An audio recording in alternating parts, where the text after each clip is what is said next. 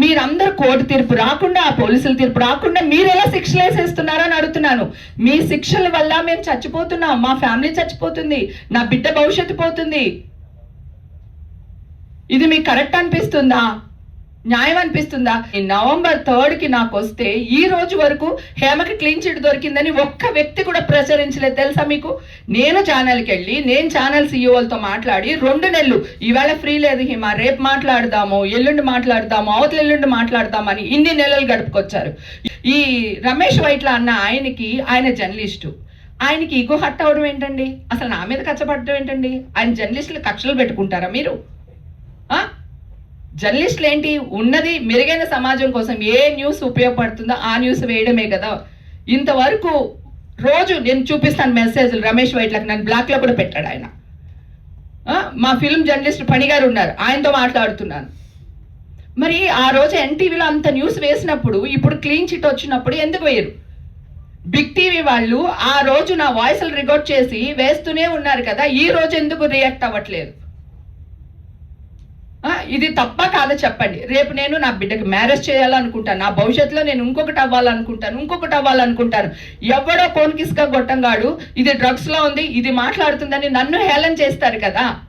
So clean chit వచ్చినప్పుడు కూడా ఇలాగే జనాల్లోకి వెళ్ళాలి కదా. నా పని మనుషులు నాకు దొరకలేదండి. మీరు ఈ న్యూస్ వేసినప్పుడు మనల్ని అరెస్ట్ చేస్తారంటే వెళ్ళొద్దు వాళ్ళ ఇంటికి పనికి అని. మీ వల్ల ఎంత ఇబ్బంది పడుతున్నామో ఆలోచించండి. ఇది మీకు కరెక్ట్ అనిపిస్తుందా? నేను 3 నెలలు ఆగానే, ఇది 4వ నెల. సో ఎందుకు మీరు రియాక్ట్ అవ్వలేకపోయారు? చెడని ప్రచారించినంతగా మంచిని ఎందుకు ప్రచారించలేకపోతున్నారు? ఇది మీకు న్యాయం అనిపిస్తుందా? నిజంగా ప్రసాద్ గారు చెప్పండి సార్. ఏం సార్ మీరు నన్ను తిట్టలేదా? ఇది గతంలో కూడా ఇదే జరిగింది సార్. నేను తిట్టట్లేదు సార్, నా బాధ సార్, ఇది నా బాధ సారీ. అదే ఏం జరిగిందో తెలుసుకోకుండా న్యూస్ ఎందుకు వేసారని అడుగుతున్నాను సార్. ఇప్పుడు అడుగుతున్నారు కదా, అది ఇందాక ఎందుకు అడగలేదు సార్? 3 నెలల క్రితం నాకు క్లీన్ చిట్ వచ్చినప్పుడు ఎందుకు వెళ్ళకపోయారు సార్ మీరు? సరే, మేము అడిగే ప్రశ్నకు సమాధానం చెప్పండి. మీకు జడ్జిమెంట్ ఎప్పుడు వచ్చింది? ఆ జడ్జిమెంట్ కాపీ ఎక్కడ ఉంది సార్? ఆల్రెడీ గ్రూపుల్లో నేను షేర్ చేశాను సార్. నవంబర్ 3కి ఆల్రెడీ మన వాళ్ళ దగ్గర గ్రూపుల్లో ఉంటుంది. జడ్జిమెంట్ ఇచ్చాను. నవంబర్ 3కి వచ్చింది సార్ జడ్జిమెంట్ కాపీ. నవంబర్ 3కి వచ్చింది. జడ్జిమెంట్లో యాక్చువల్గా ఏముంది? జడ్జి గారు ఏమని తీర్పిచ్చారు?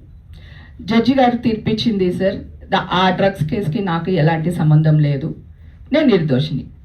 డ్రగ్స్ కేసుకి మీకు సంబంధం లేదంటాం కాదు, మీరు డ్రగ్స్ తీసుకున్నారా లేదా? తీసుకుంటే శిక్ష వేసేవాళ్ళు సార్, తీసుకోలేదు కనుక నిర్దోషిగా వదిలేశారు సార్.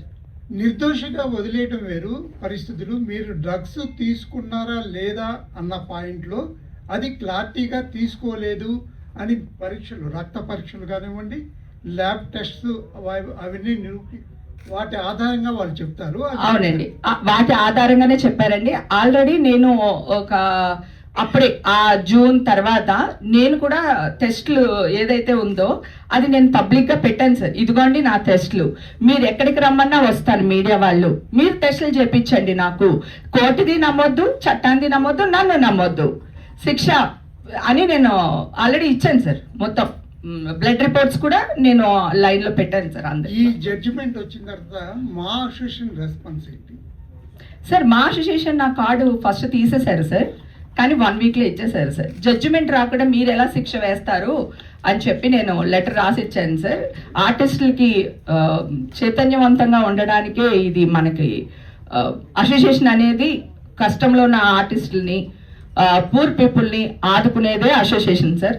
అలాంటి అసోసియేషన్ తీర్పు రాకుండా, కోర్టు తీర్పు రాకుండా ఇలా చేయడం కరెక్ట్ కాదు, ఏదో మీడియాలో వచ్చింది నమ్మకూడదు అని చెప్పి నేను లెటర్ ఇచ్చాను.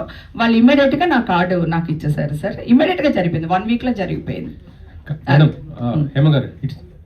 కానీ ఇండస్ట్రీ నుంచి మీకు ఎందుకు అంత సపోర్ట్ అసలు రాలేదు? ఎందుకు రాలేదు సార్? చిరంజీవి గారు మనుషుల్ని పంపించారు, తనకేం కావాలో హెల్ప్ చేయండి అన్నారు. తర్వాత మా హీరో, ఇంకో 2-3 హీరోలు, డైరెక్టర్లు అందరూ సపోర్ట్ చేశారు సార్ నాకు. సో నా ఇండస్ట్రీ నాకేం సపోర్ట్ లేదు. విష్ణు బాబు కూడా సపోర్ట్ చేశారు సార్, ట్వీట్ కూడా చేశాడు. తర్వాత అసోసియేషన్ లో ఉంటారు కదా ఇంకా మిగతా వాళ్ళు, మనకి నచ్చినోడు ఉండొచ్చు నచ్చనోడు ఉండొచ్చు కదా. సో అదేదో జరిగింది మిస్టేక్, కానీ ఇమ్మీడియట్ గా సర్దుకున్నారు. ఇండస్ట్రీ సపోర్ట్ నాకు 101% వచ్చింది సార్, రాలేదనుకండి. చిరంజీవి గారు నాకు ఒక మంచి క్యారెక్టర్ ఇప్పుడు నెక్స్ట్ మూవీలు ఇస్తానని ప్రామిస్ కూడా చేశారు. ఆయన పర్సనల్ గా రాకపోవచ్చు నా దగ్గరికి, ఆయన మనుషులతో కవర్ పెట్టారు. నేను ఈ ఇష్యూలో ఉన్నప్పుడు ఎవరి హెల్ప్ తీసుకోలేదండి, ఎవ్వరికి ఫోన్లు చేయలేదండి. ఎందుకంటే నేను నిర్దోషినని నాకు తెలుసు. ఫస్ట్ నుంచి ఇదే వాయిస్ లో మాట్లాడుతున్నాను, ఇప్పుడు ఇదే వాయిస్ లో ఉన్నాను. నేను డ్రగ్సే కాదండి, నేను పార్టీలకి వెళ్తాను, నేను తిరుగుతాను, తిరగనని చెప్పట్లేదు. నేను నా లైఫ్లో ఎంతో కష్టం చూశాను. ఇల్లు కిచెను షూటింగ్ తప్ప నాకేం తెలియదు. సో ఇప్పుడు నా లైఫ్ నేను నిజంగానే చిల్ అవుతున్నాను. చిల్ అవ్వడం ఒక బూతులాగా వేసేసారు వీళ్ళు. కానీ ఇది నా లైఫ్, నా ఇష్టం. కానీ చట్ట విరుద్ధ పనులు నేను ఏదీ చేయలేదు. ఇప్పుడు ఇక్కడే ఉన్నాను. కావాలంటే డ్రగ్స్ అలవాటు అయితే ఇంక జీవితాంతం అలవాటే కదండి, లేకపోతే గవర్నమెంట్ ఎందుకు యాక్షన్ తీసుకుంటుంది కదా. ఇప్పుడు కూడా నేను ఇక్కడ రెడీగా ఉన్నాను. మీరు ఎవరన్నా నాకు టెస్టులు చేస్తానంటే చేయించండి.